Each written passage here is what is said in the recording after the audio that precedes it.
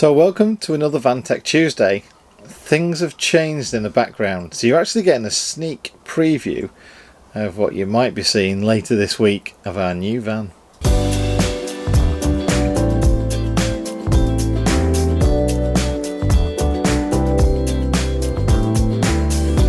Anyway, let's get back to VanTech Tuesday questions. The first question we've got is, how do you iron your clothes in your van?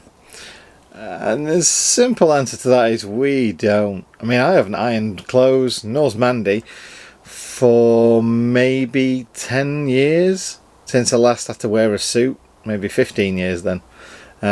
Lots of clothes these days can be exceptionally good straight out the dryer, not being crinkled or anything like that. So no, not ironed clothes in a long time.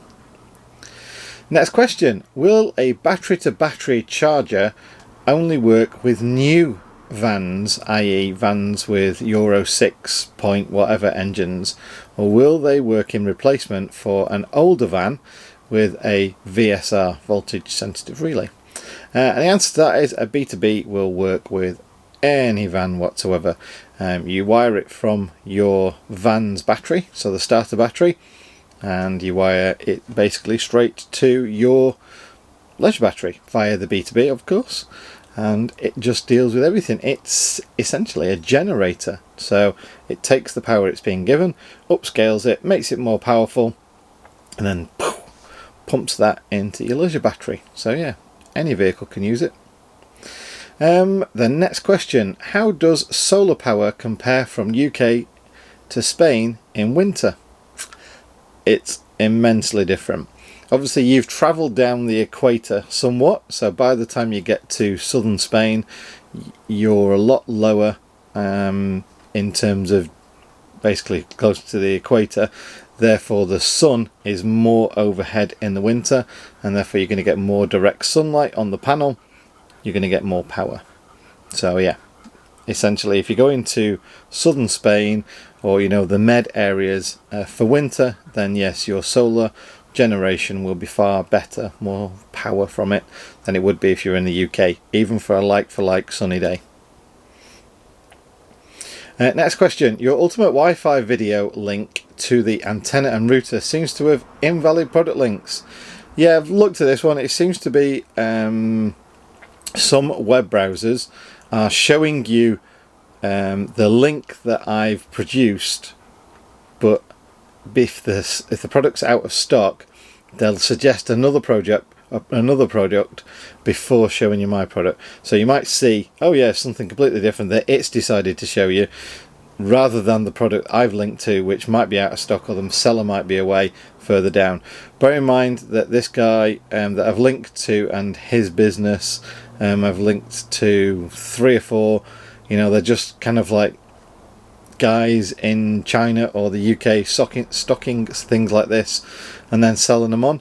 So they might sell 6,000 in a couple of weeks because of my video, and they have to wait a while to get more stock, so just bear with them. Okay, next question is, could I rely on solar power alone to charge my 3 100 amp batteries? I have 2 100 watt panels. If you're in Spain, probably, and if you don't use your batteries an awful lot, probably.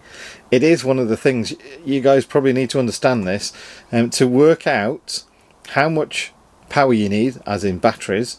You need to know what you're going to take out of those batteries, and then to know what you're taking out of the batteries you need to know the solar power to put that power back in. So if you're saying I need to run an inverter with this and this, so I'm going to take 40 amps a day out of my battery, then you need probably 2 100 amp batteries.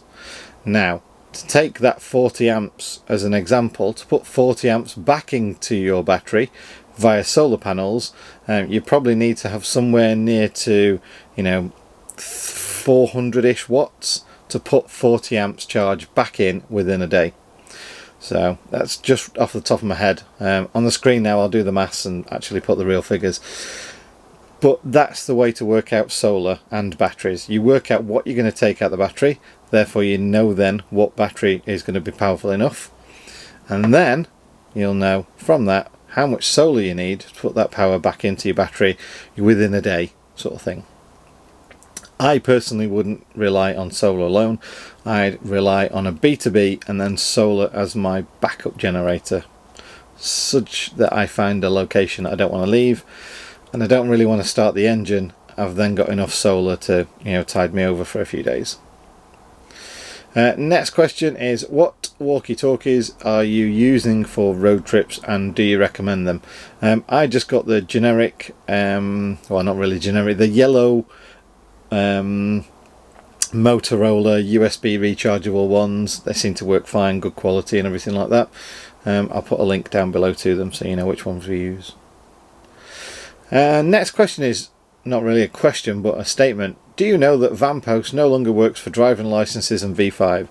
Yeah, we did a video probably close to 9 months ago now about Vampoast and its ability to take away the need for an address. Unfortunately, the government cracked onto this little thing and said, well, no, actually, you need a UK address to register your vehicle, the V5 document, and your driving license.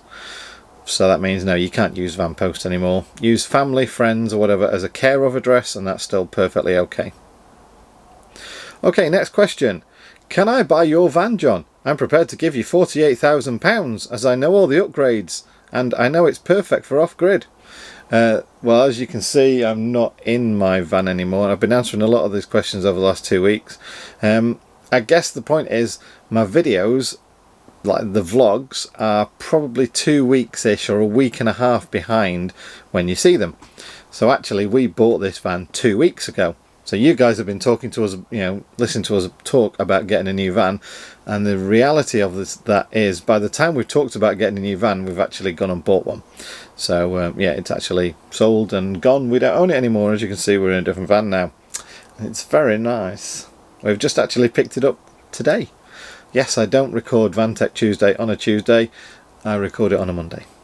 Next question is, would €500 a month cover the cost of living for a single person in a van in northern Spain? Yes, I would say, as long as you didn't travel around an awful lot, so you didn't use a lot of diesel, and you weren't travelling around the toll roads and all that kind of stuff, yeah, I think €500 would really give you a decent budget for groceries, few cervezas and stuff like that. And yeah, I think that'd cover it.